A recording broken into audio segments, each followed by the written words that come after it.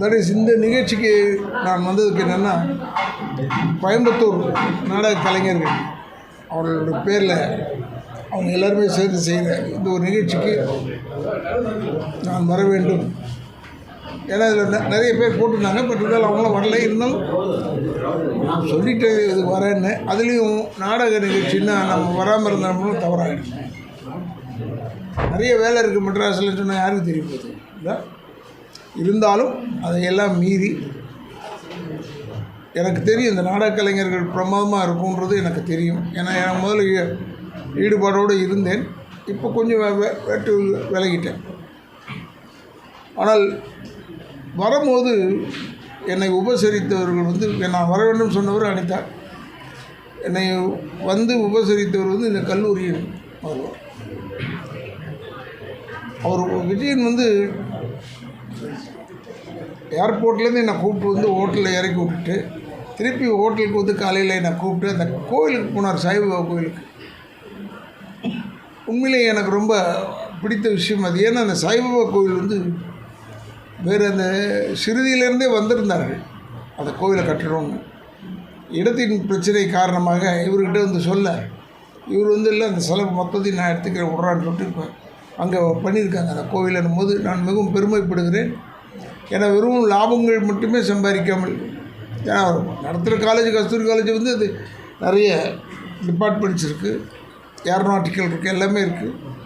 But இருந்தாலும் இதையெல்லாம் மீறி அந்த ஆன்மீகம் சைட்லேயும் கொஞ்சம் ஹெல்ப் அவுட் பண்ணியிருக்காருன்னும் போது அவர் விஜய் ஆகட்டும், அவங்க அப்பாவாகட்டும், அவங்க மனைவி ஆகட்டும், எல்லாரையுமே நான் மிகவும் ஏன்னா இந்த இடத்த காமிச்சதுனால எனக்கு இப்படி ஒரு விஷயம் இருக்குன்றது தெரியும்.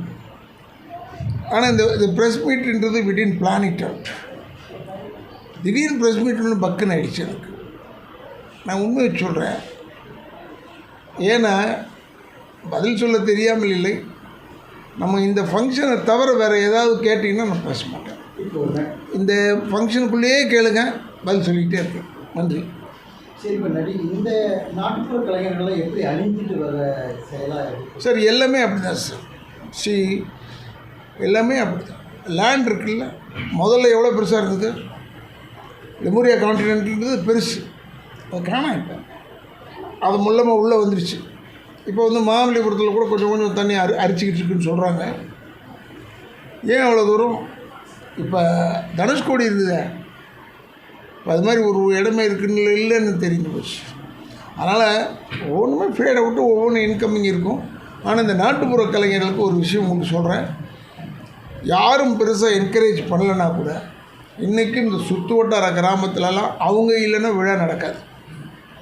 ஏன்னா அது ஒரு அவங்க நம்ம நினைப்போம் அவங்க வெறும் நடிக்கிறவங்க கூத்தாடி அல்ல.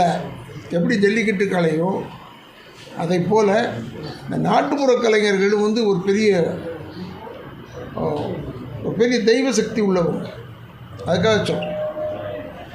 என்னங்க தெய்வ சக்தின்னா எல்லாமே சாமிங்களாம் கேட்டுறாதீங்க, அப்படி அல்ல. நிச்சயமாக அவங்க அந்த ஃபங்க்ஷன்லாம் பண்ணாங்கன்னா அங்கங்கே மழை பெய்யும், ஒன்று அவங்களுக்கு ஒரு நினைப்பாக இருந்தாலும் இது கரெக்டாக வரும். மழை செழிப்பாக இருக்கும் நாடு. அதனால் இந்த நாடக கலைஞர்களை யாருமே சாதாரணமாக ட்ரீட் பண்ணாமல், இப்போ நான் சினிமாலேருந்து வந்திருக்கேன்னொன்னா சினிமாக்காரன் அந்த கிரேவ் இருக்குல்ல, அந்த கிரேவ் அவங்களுக்கு இருக்கணும்.